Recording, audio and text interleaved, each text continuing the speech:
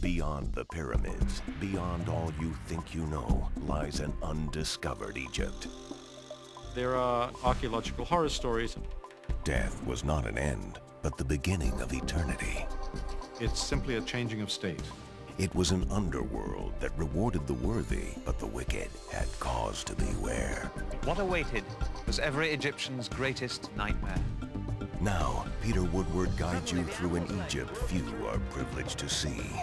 Egypt beyond the pyramids.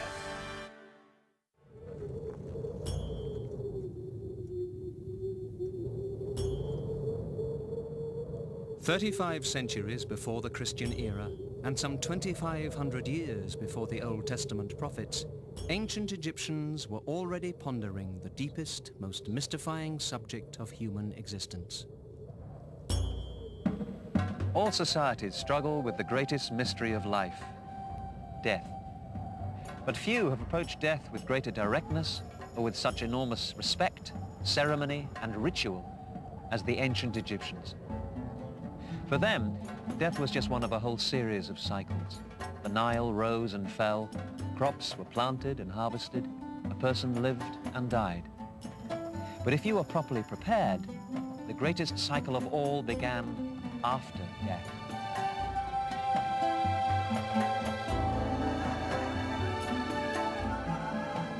From the dawn of their history, Egyptians believed strongly in the concept of an afterlife, an existence which could continue for eternity. For these early people, death was simply a transition. In ancient Egypt, death was ever before the people, because to them it wasn't the great end that it is to us. It's simply a changing of state. And of course they're going to go on living, and their spirit, their life force, their personality is going to be able to transcend all the actual trauma of death and go on into the next life.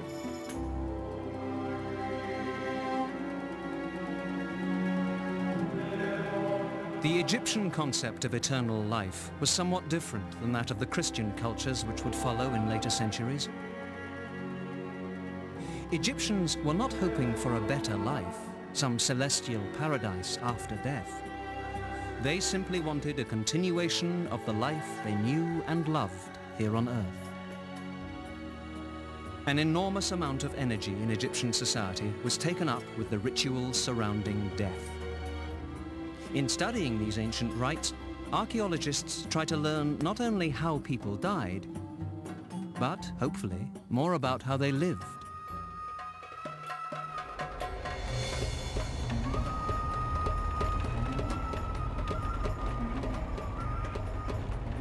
How do you deal with death? It's the old question. Archaeologists are still trying to find out how the ancient Egyptians answered it.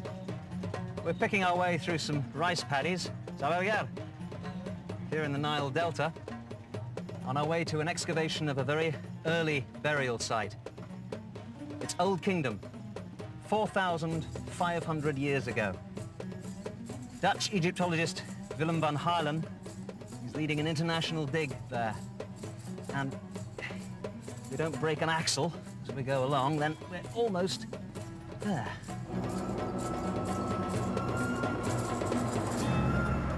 Most of Egypt is desert, and the bodies of ancient Egyptians buried there have remained intact for thousands of years. But conditions in the Nile's delta region are very different. Here, the many branches of the great river feed a water table which is very close to the surface. Most things buried in the delta mud decompose quickly. I joined Willem van Haarlem at the ancient cemetery he's excavating in the delta region. For archaeologists like van Haarlem, this is a frustrating place to look for the past. Should we go and have a look at that? Yes, we can. But I was lucky enough to arrive on a day when a body from an early grave was being removed for study. Willem introduced me to Alexei Kohl, a specialist in human bones from Russia. So, Alexei, tell me what you have here. What sex is this skeleton? We know that it was a male about 25, 35 years old. and we didn't observe any trace of disease on his bones. So this was quite a healthy person? Yes, quite healthy. So here we have the legs, and this is the pelvis area? Legs, pelvis, you can see arms here. And the ribs here. Yes, ribs, yes. And this is the skull? Yes, in this area? this is the skull, and you can see the jaw here, and with teeth. the teeth.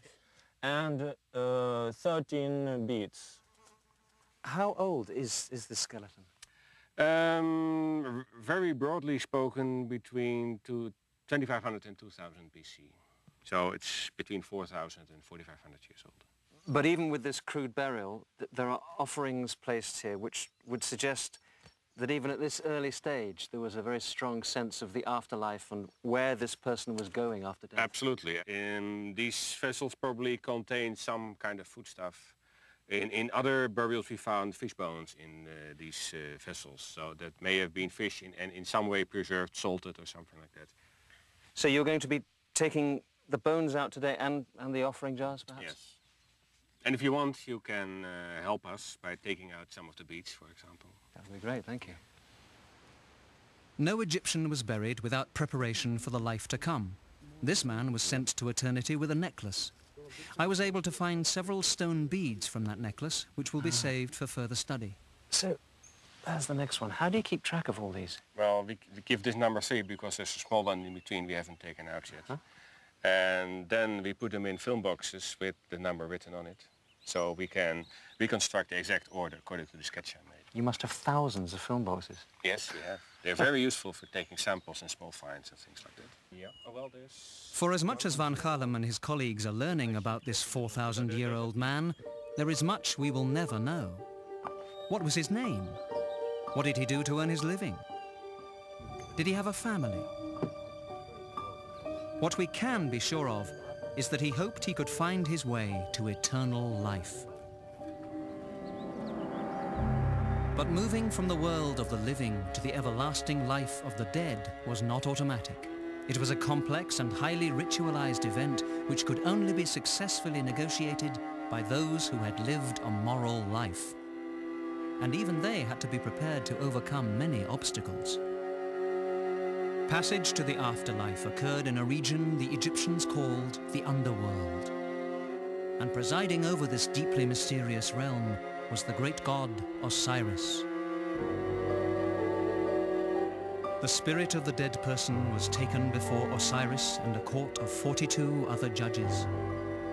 Here the spirit was asked a complex series of questions or riddles about his or her life. Giving the correct answers to these riddles was vital to gaining the afterlife. They had to pass a moral and ritual test before they could enter the afterlife. There was a judgment of their moral and ethical value. They then had to become empowered with magic in the afterlife so that they could defeat the many dangers which existed there. The most critical part of this examination was known as the weighing of the heart. In this ceremony, the heart of a deceased candidate was weighed against a feather. If the heart balanced the feather, the person could enter the afterlife. With so much riding on such tests, it was only natural the Egyptians would look for help. While the physical body was being mummified and entombed, the spirit was undergoing its great journey through the underworld in the hope of being reborn in the afterlife. Now there were maps, guides to this journey. They're commonly called the Book of the Dead, and it's parts of that you'll find on the walls of every tomb. They were directions, instructions to the departed spirit. Sometimes these funerary texts go to the extent of either describing or even providing a map of what the afterlife is like and what are the routes through the afterlife. And that's very important because the routes are very dangerous to follow.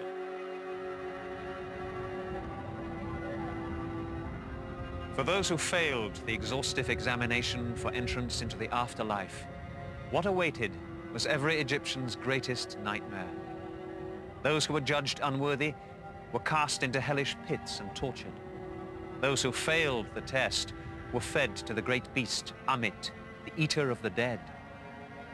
But for a people who so loved their land and the life it gave them, perhaps the greatest fear was the thought of spending eternity without their beloved Egypt.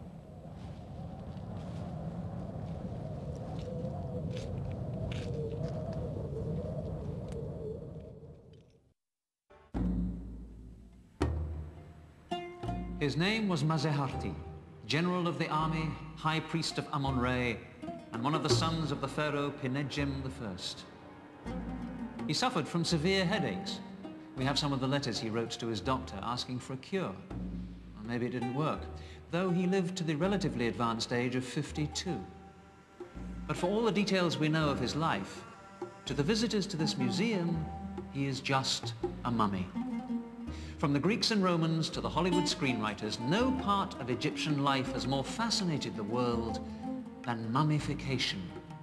And this is a very successful example, which means that as far as Maseharti is concerned, he is still alive.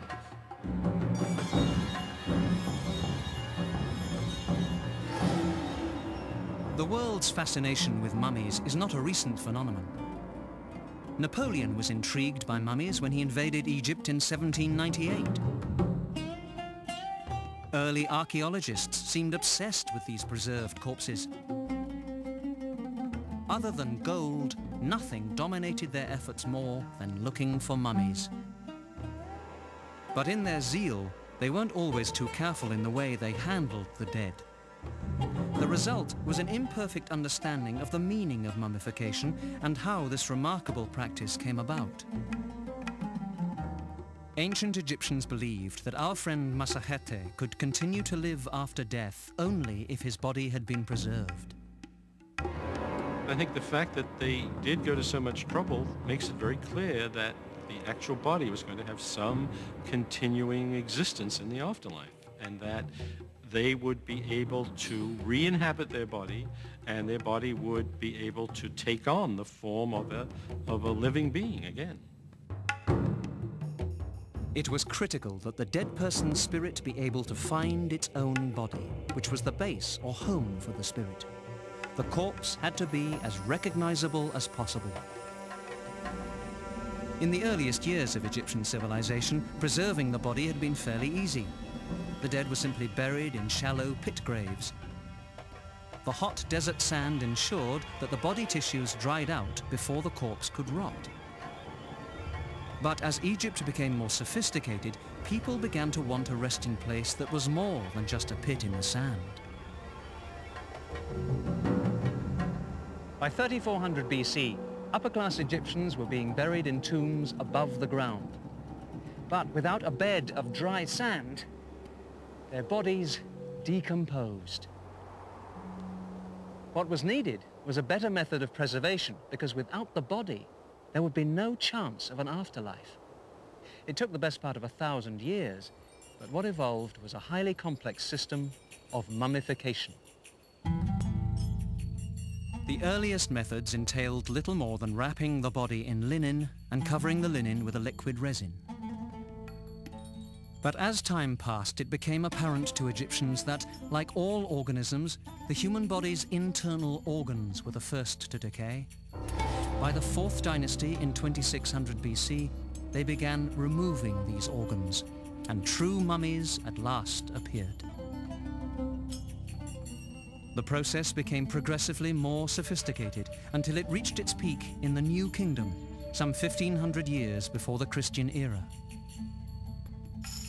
Making a mummy began with evisceration.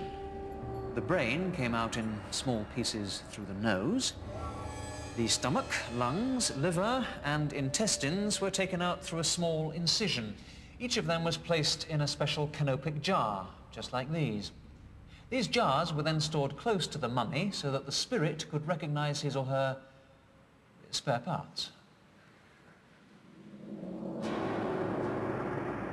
Not all people were mummified in the same way. Like a car buyer being offered a choice between leather or fabric seats, 6 or 8 cylinders, The family of the dead in ancient Egypt could choose what sort of mummy they wanted. Both the lower and the upper classes all hoped to preserve the body to the best of their abilities, but of course it was a matter of economics, so lower classes couldn't necessarily afford detailed mummification. There were different levels of mummification in Egypt, even though most mummification was only available to the better off people anyway. But within that group, there were less expensive and more expensive means of doing it. And obviously for a pharaoh, he would have the very best processes available.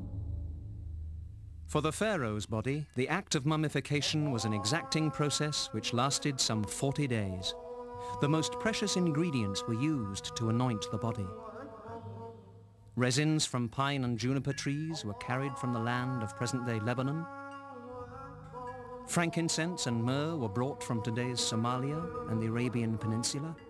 Cinnamon and beeswax were also used to scent the corpse and seal the body. Once the body had been prepared, it was carefully wound in linen strips right down to individual fingers and toes. As centuries turned into millennia, the quest for the ideal mummy continued.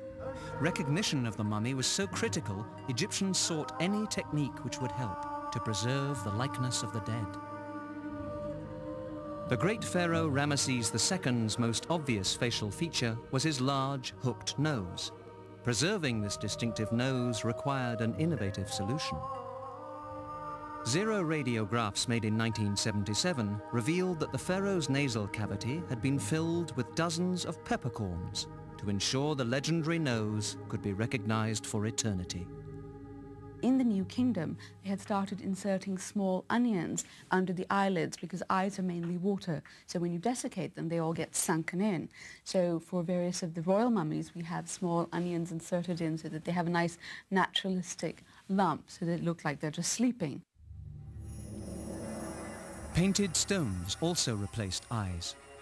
Sawdust, straw, sand and lichens were all used at various times to stuff or mold facial features into some approximation of lifetime appearance.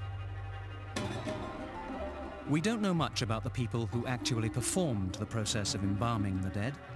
We do know that the final wrapping of the mummy was often done by priests wearing masks of the god Anubis, the deity responsible for mummification. Once the wrapping of a pharaoh's mummy was complete, it was often covered with a funerary mask, bearing the likeness of the pharaoh. The most famous of these is the fabulous golden mask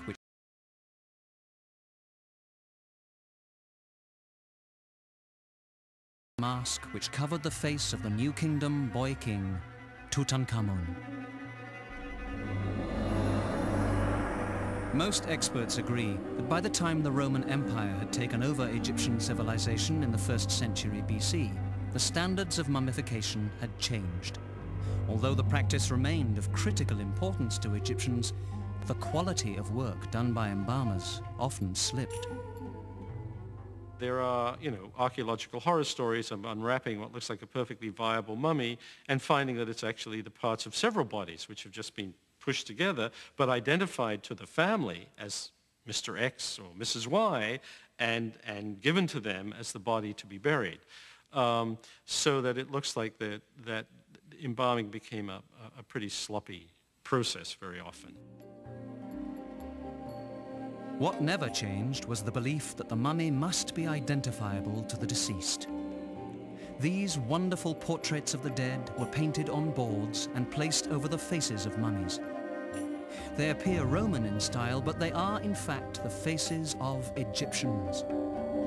They stare out at the ages in the hope they will be granted their wish to spend eternity with their gods.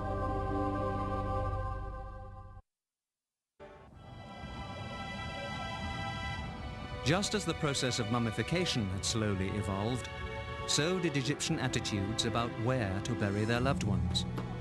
The earliest Egyptians had been buried in the sand.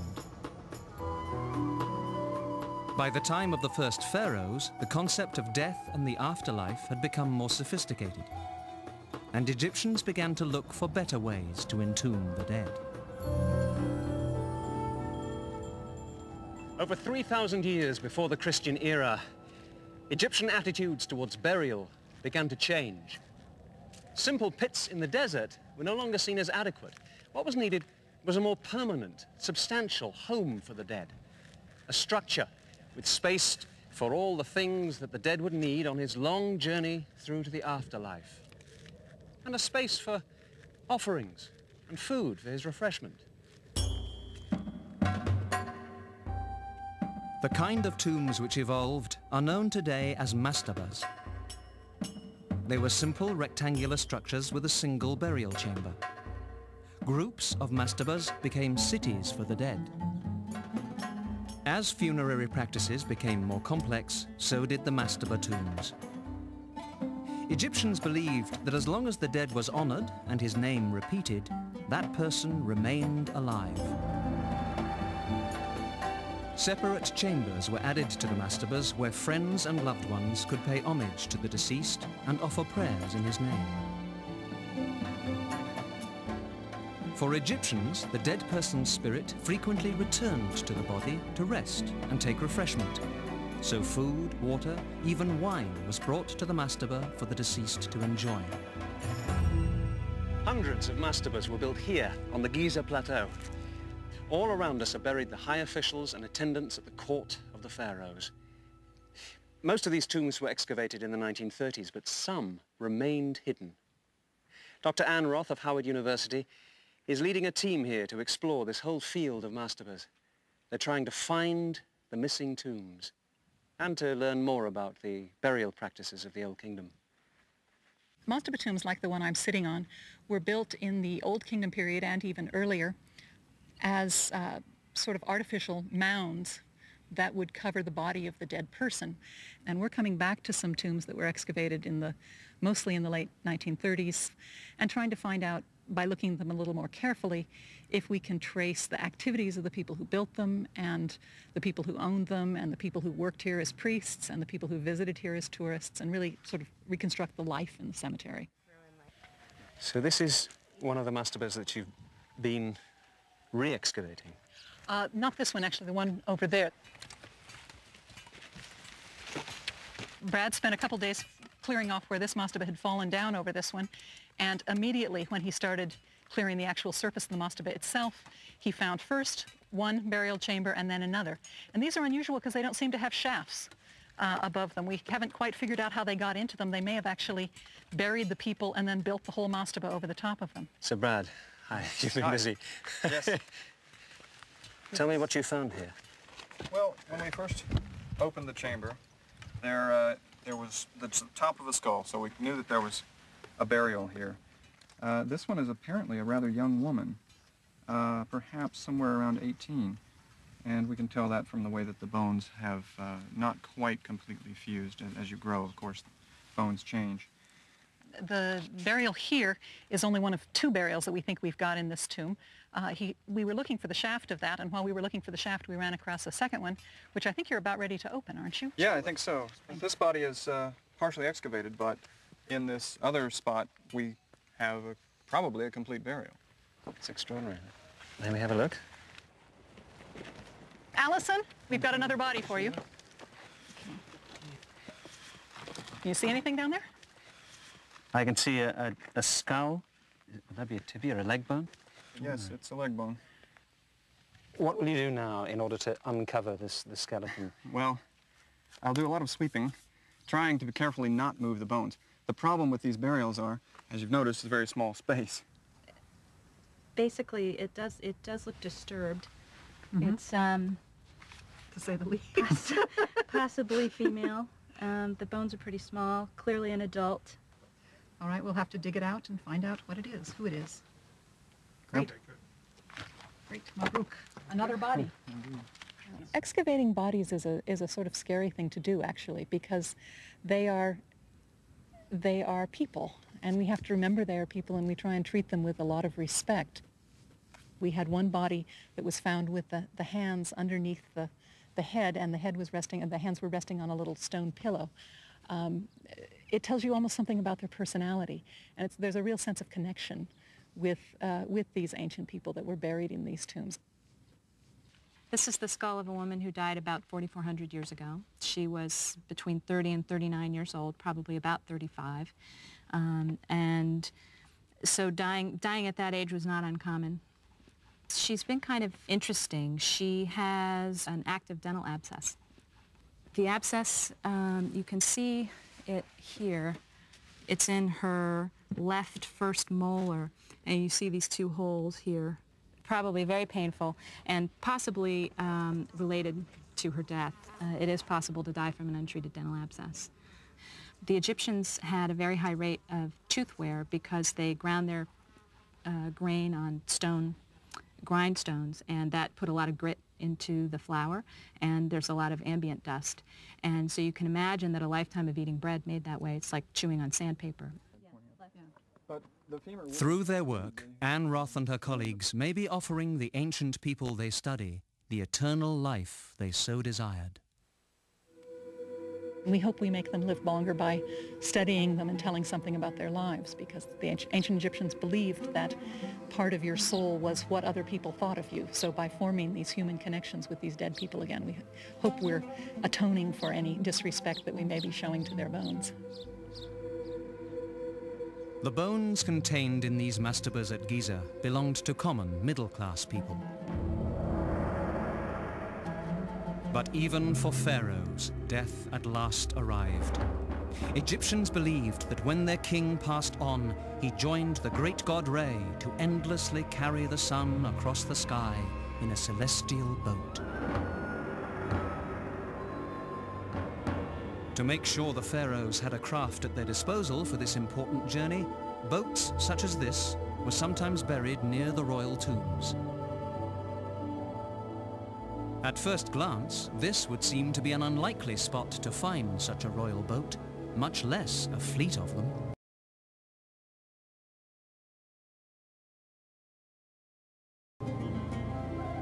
These huge walls are almost all that remain of a vast complex of mortuary temples. They were built in the desert near the ancient town of Abydos to honor dead kings who ruled Egypt almost 5,000 years ago. It was here in 1991 that Dr. David O'Connor of New York University's Institute of Fine Arts made a startling discovery. The first of a number of boats buried just outside these walls. New discoveries were being made even as I arrived.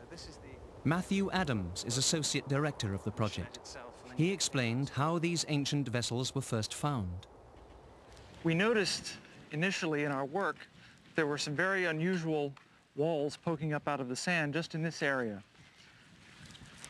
Let me show you. I can see them, yes. Initially, we thought that these were the walls of some building.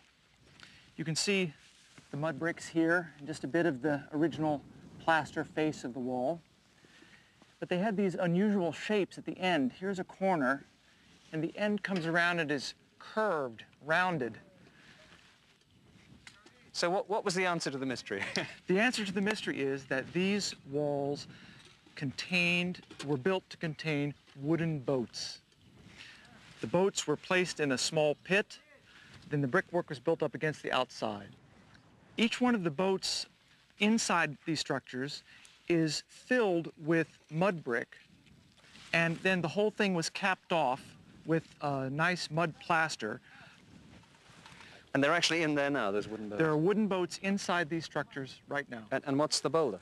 The boulder, we think, is some kind of symbolic anchor to permanently or eternally moor the boats in place. It's amazing. So what you have here is walls surrounding an actual wooden boat, and this is the prow or the stern of the boat? We're not quite sure whether it's the prow or the stern, which end is the front or the back. Clear shape though, isn't it? Very clear, yes. How long is it altogether? The longest is about 90 feet by about 10 or 12 feet wide. 90 feet? 90 feet. These would be substantial things, wouldn't they? Very substantial craft. It's a big job clearing away the tons of sand which cover these boats. After that, the plaster caps must be carefully removed, and one can begin to sense what these boats once looked like.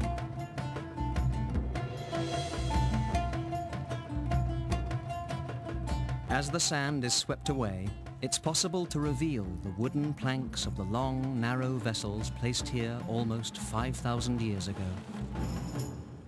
Wow, look at that. Here you actually see a number of the longitudinal planks which ran the length of the boat. You can see the spaces between them. So these planks seem to be really thick here. That's right. They're about between 2 and 3 inches thick, and we're not quite sure about the length yet. We don't have enough exposed. And what wood is this? It seems to be cedar wood from modern Lebanon. It's 1,000 miles away. That's right. So the shape of it, this would be the bottom of the hull, and then the hull would come up like this. And what's this here? This is the actual wood that's left along the sides of the hull. And these holes, is it this insects eating these holes? Or what? No, these are actual holes that were cut in the wood when the boat was constructed for the rope lashings that held the planks together. They were woven through here. Here's a set, here's another one here. Debbie, what exactly are you doing there? What are you using on that wood to keep it? Well, after the wood is exposed, we consolidate it immediately using an acrylic resin.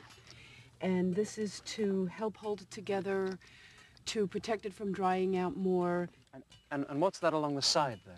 On the side we have some yellow pigment. You can see it here, running along here. So this would be a painted boat like you see on all those tomb reliefs? That's right. And what are you going to do with it now? Well, when we finish strengthening the wood, we intend to take the pieces out one by one for more detailed study. But there are 12 of these boats. That's right. We're only dealing with this one now. And we thought for many years that there were only 12, but we got a surprise just a few days ago. Let me show you. So you knew that there were 12 boats here? That's right. And just behind you, you see boat number 12. And until just 2 days ago, I would have sworn that there were no more than 12. But then our excavations this year showed this line of brickwork coming up, and this is boat number 13.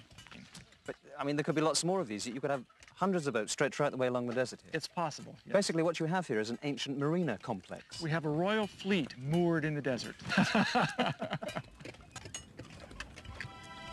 Egypt's secrets are still being revealed.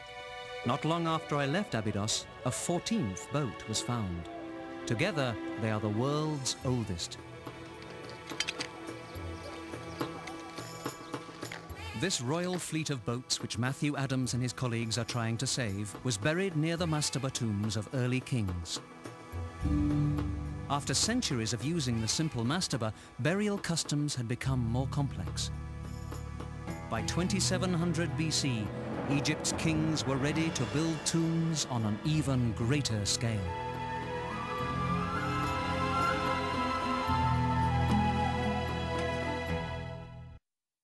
For centuries, the mastaba had fulfilled the needs of the dead. But as the Old Kingdom flourished, Egypt reached a peak of prosperity. Now the living pharaohs required something more. Not just a tomb, but a monument to their own greatness.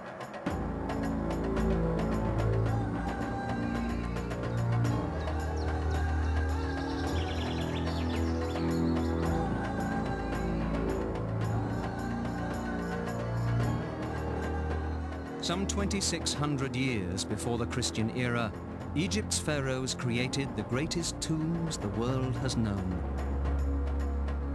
The largest contains almost 2.5 million limestone blocks, each weighing at least 2.5 tons. Beginning in the Old Kingdom, pyramids provided a final resting place for the pharaohs for over 900 years. But these great mausoleums consumed enormous resources. The construction of even smaller pyramids strained Egypt's economy. Even when buried deep within the pyramids, the tombs of the pharaohs were not safe from the robbers who so successfully plundered their remains. Late in the Old Kingdom, Egyptian royalty began to look for other locations where their dead could rest on their long and difficult journey to immortality. By the start of the New Kingdom, around 1570 BC, there was a change in religious observance. At the same time, it had become clear that the mastaba tombs, even the Great Pyramids, were not going to be safe from the ravages of the tomb robbers. So, Egypt's rulers began to look for a more secure site for the tombs of their Great One. They chose this barren valley near Thebes. Pharaohs were carried here to begin their eternal lives in the place that is now known as the Valley of the Kings. The remote isolation of the valley seemed to provide the necessary protection. Construction of a pharaoh's tomb here usually began soon after he succeeded to the throne. Some workers excavated great chambers in the limestone mountains. Others covered the walls with magnificent carvings and paintings. And still others inscribed the tomb with the proper texts to assure the king a successful passage into the underworld. Ancient texts reveal that when the news arrived of the king's death, final decoration and elaborate adornment were hurriedly added to the waiting tomb.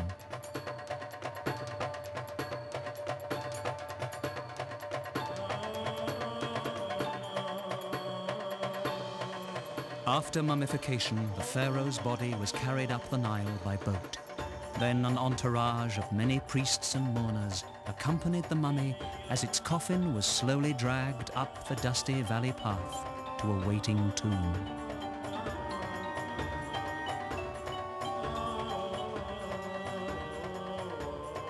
It would have taken many days of ritual and ceremony to bring the mummified body of the pharaoh from the banks of the Nile here to the entrance of the tomb. Since the day the pharaoh died, there would be frenetic activity preparing this place. Now at last, the final act of the king's life would begin. The smell of incense and the sound of chants would fill the air. Priests would lead the procession into the tomb, followed by the mourning royal family.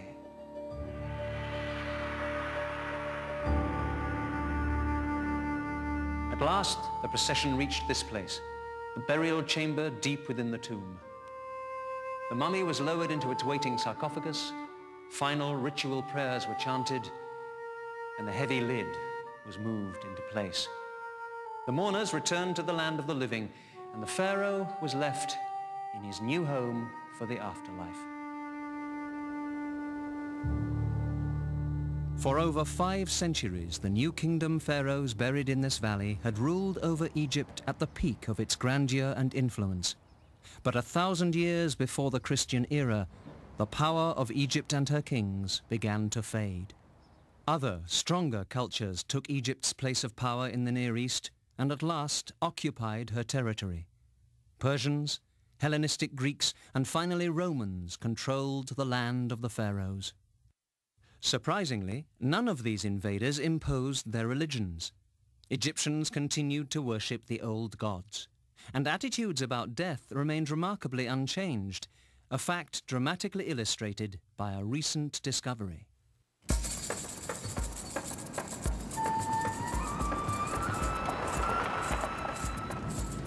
We're in Egypt's Great Western Desert, some 200 miles west of Cairo. It's not a place for a flat tire. It's over 100 degrees out there. Driving across this place, it seems impossible to believe there's anything between here and the Libyan border except heat and lots of rock and sand. But that's not quite true.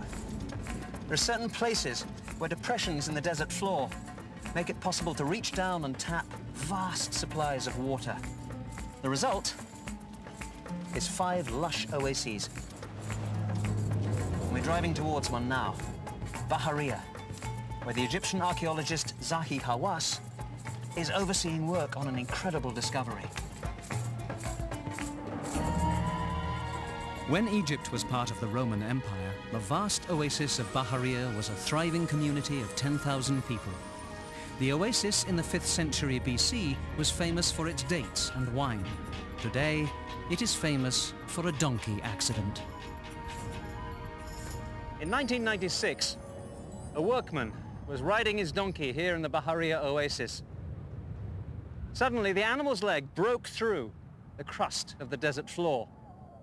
There was a hole He looked in it, and there were mummies. Lots of them. They were the first of what may prove to be the greatest cache of mummies ever found. Almost 4,000 years after the ritual of mummification began, these mummies look a bit different than earlier examples. Most have no coffin. Instead, their faces are covered with a papier-mâché-like mask called cartonnage. But the importance Egyptians placed on preserving the body for the afterlife was unchanged. The gilded cartonnage of these faces has given this place its name. The Valley of the Golden Mummies.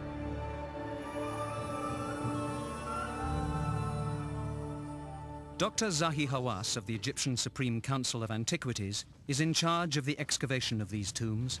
He gave me a tour of the work that has been done so far. So, Doctor, which tomb is this? This is the latest tomb that we discovered here in the Valley of the Golden Mummies. In this tomb only, we discovered 41 mummies. There's an amazing number of is. mummies here. I've never seen so many mummies. Yeah, but what's interesting that if you look at this type of mummies here, you can see at least 3 different types of mummies. You can, if you look at the one that has a face that covered with gold, and this is the mummy that completely wrapped with linen only. It's beautiful, isn't it, the way that's done? Yes. Extraordinary work. And this mummy, what's we call covered with cartonnage. And you can see here the scenes of gods and goddesses on them. And look at this, a child. We took one child like this for X-ray. But this is, I believe, a child within the age of maybe you can say 2 years maximum. And this is beautiful. It is, and it is in a very good condition. This is why I'm telling you that it is wrong that the people should say that the mummification in the Roman period was deteriorated. That's not true. It is in a very good condition, and I believe that this mummy in the middle here, that this man could be the head of the house. Oh, that's why he's in the middle. The head of the family, because he's buried in the center of the room, and they put him in a kind of a high level of a stage. And this is why I believe that he's the head of the whole family. It's very moving that a family should be buried together like Exactly. this. Is it the same in the other tombs? Each mummy is different from the other mummy. And each mummy tells us a story about the people. And let us go.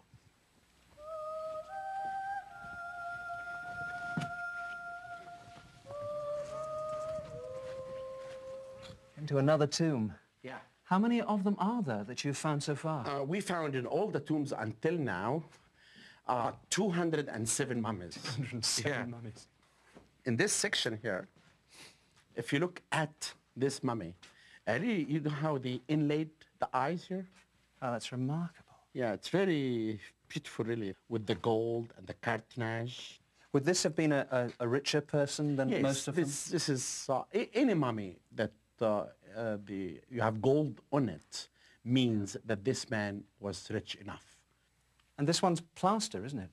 Yes, but this is, I believe, was a bride. She died before she get married. Oh, I see. And I believe that her family put the makeup on the lips and on these sides, and then she can get married in the afterlife. And how many more tombs like this do you think you're going to find here? I believe that I will spend all my life excavating, revealing secrets from the mummies, and revealing lots of stories about the life of the people here. And I said many times that at least we'll discover 10,000 mummies, and I call it the Valley of the Golden Mummies. It is easy to think of the act of mummification as pertaining only to the great pharaohs. It is their tombs that have attracted so much effort and attention from archaeologists. But the tombs at Bahariya are filled not with royalty, but with common people. A father buried with his child resting on his chest. A woman gazing at the mummy of the man she loved. They remind us that the average citizens of ancient Egypt also sought to cheat death's corruption of the body. For most of 4,000 years, mummification was an important part of Egyptian family life.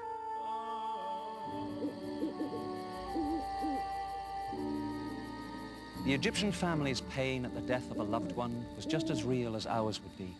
And even while they grieved, they knew that the deceased was at that very moment struggling to survive their great journey through the underworld.